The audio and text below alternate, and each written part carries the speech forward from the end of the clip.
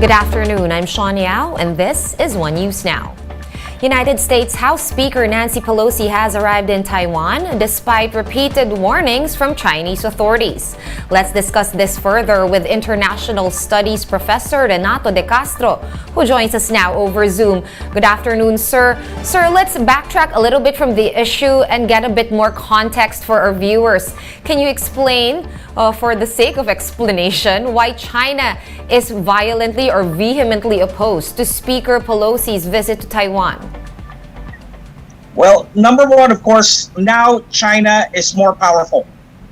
China, of course, has an agenda when it comes to the issue regarding Taiwan. No less than, of course, President Xi Jinping announced early on that he intends to change the status quo in the Taiwan Strait by, of course, effecting finally the unification between mainland China and Taiwan. He announced it. He set a deadline. So this is the backdrop. So the situation has entirely changed, primarily because now you have a more powerful and assertive China, whose president has, of course, a clear-cut agenda. That is, of course, effecting the unification between mainland China and Taiwan, whether by force or through peaceful means. And, of course, eventually ending the long goal of the Chinese Communist Party, and that is to end the long civil war in China. That's right. So unification, of course, the United States has said that, even China has said that this does not in any way affect the unification goals or the U.S. recognizing the One China policy. However, a lot of people in mainland China are apparently disappointed. I was going through a report from Bloomberg. They're saying that, Xi Jinping made such big threats, and actually he has not delivered in all of them, and they're actually a little bit disappointed. Can you talk us through this? This also? He steered. Yeah. He stirred the pot.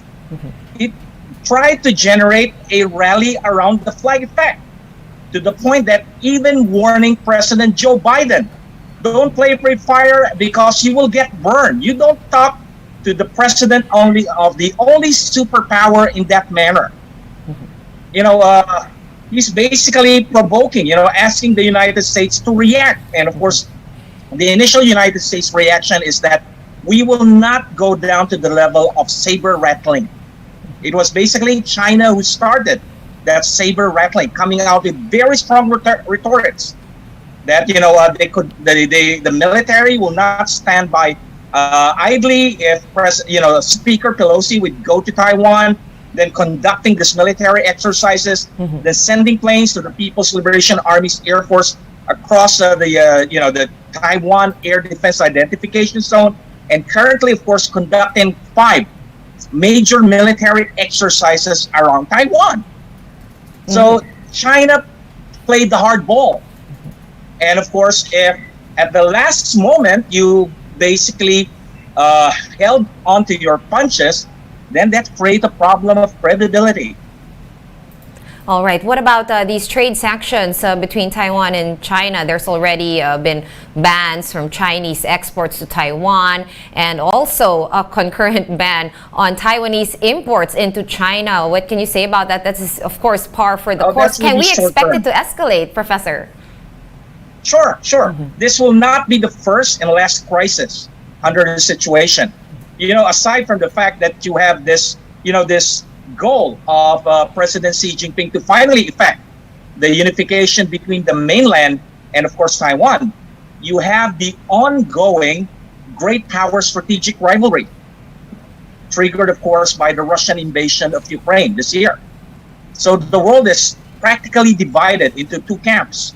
One camp, of course, you have China and Russia, the strategic alignment, and of course versus the United States. So that's a wider situation right now. Those trade sanctions, between Taiwan and China, they'll have impact, but you have to look at the bigger picture. All right, this crisis is also happening amidst a major great power strategic rivalry. Right. We all know that, of course, not only Taiwan in at least the Asian region or the South Asian region, it's also us here in the Philippines. We are staunchly backed by the United States, and they will always say that they do stand by their democratic partners here in the region. How is this likely to impact the Philippines in any way in terms of foreign policy or something else? Well, if you have a push comes to shove situation in the Taiwan Straits, and you have a shooting incident between the United States and China, we'll have to take into account. We are a treaty ally of the United States. If we expect the Americans to assist us in the South China Sea dispute, then of course the United States also expect us to assist them, just in case you have the push comes to shove situation in the Taiwan Straits. Plus, of course, there's also the element of geography. We're very close to Taiwan. You know, just a narrow passage channel separating us between Taiwan and, of course, the Philippines. So we have to factor those variables in. Right. So that leads me to my next question, Professor. How will this affect or impact Taiwanese and Philippine relations moving forward?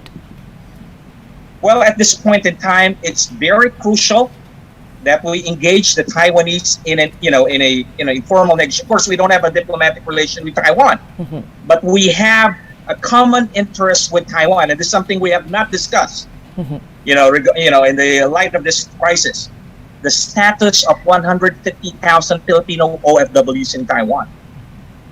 If you have a major conflict between Taiwan and China, how will we be able to evacuate those 150,000 of our countrymen who are working in Taiwan?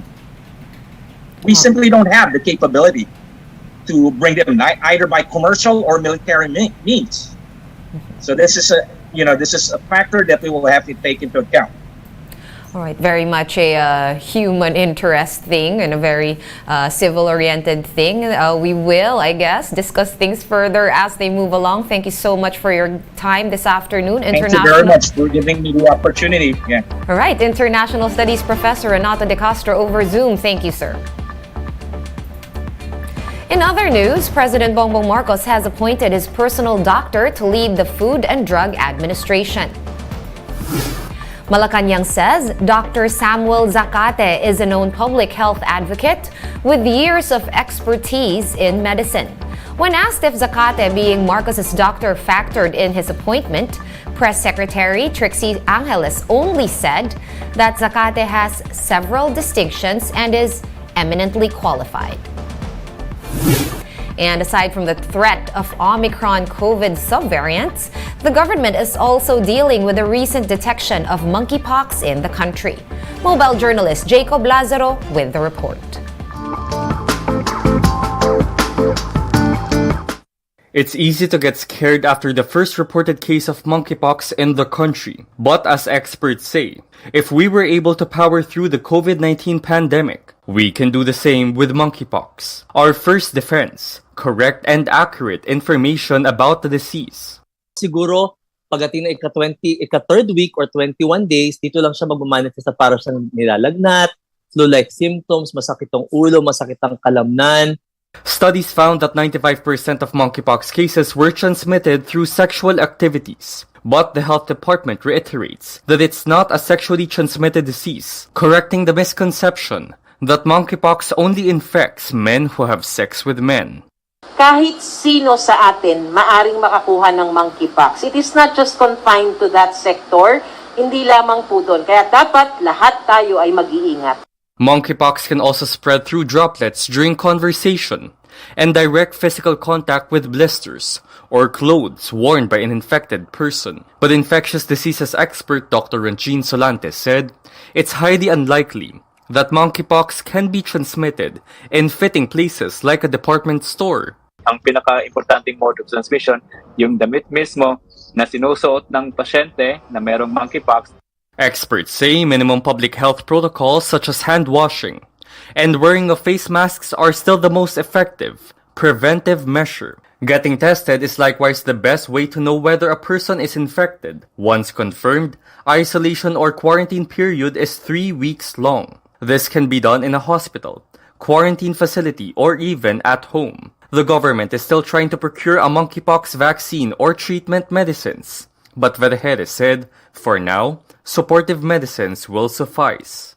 Halimbawa, nilalagnat, magbibigay ng paracetamol. Halimbawa, may masakit, magbibigay po ng pain reliever. Kung kayo ay natutuyuan or dehydrated, lalagyan ng IV.